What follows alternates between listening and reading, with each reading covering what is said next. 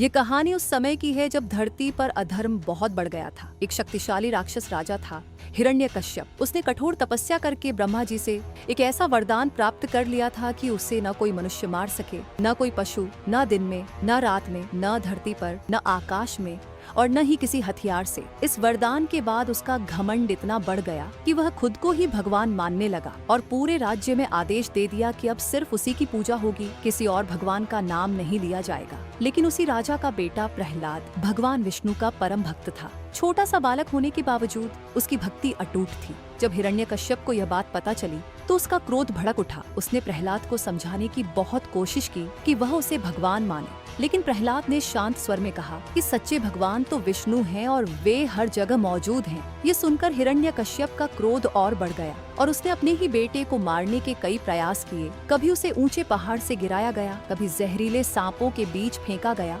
और कभी आग में बैठा दिया गया, लेकिन हर बार भगवान विष्णु अपने भक्त की रक्षा करते रहे। एक दिन क्रोध में भरे हिरण्यकश्यप ने प्रहलाद को अपने सामने बुलाया और गुस्से में पूछा कि अगर तुम्हारा भगवान हर जगह है तो क्या वह इस खंभे में भी है? प्रहलाद ने बिना डरे उत्तर दिया कि हाँ, भगवान हर जगह है। ये सुनकर हिरण्यकश्यप ने गुस्से में उस खंभे को जोर से लात मारी और तभी पूरे महल में एक भयानक गर्जना गूंज उठी। खंभा फट गया और उसमें से प्रकट हुए भगवान विष्णु का उग्र अवतार नरसिंह। यह रूप आधा मनुष्य और आधा सिंह था, जिसकी आंखों में अग्नि जल रही थी और जिसकी गर्जना से पूरा आकाश कांप उठा। भगवान नरसिंह ने तुरंत हिरण्यकश्यप को पकड़ लिया। ये न दिन था और न रात, बल्कि संध्या का समय था। न वे धरती पर थे और न आकाश में, क्योंकि भगवान ने उससे अपने घुटनों पर उठा लिया था और न ही किसी हथियार का उपयोग किया, बल्कि अपने तेज नाखूनों से उस अत्याचारी का अंत कर दिया। इस प्रकार भगवान ने अपने भक्त प्रहलाद की रक्षा की और संसार को यह संदेश दिया कि जब भी अधर्म बढ़ता है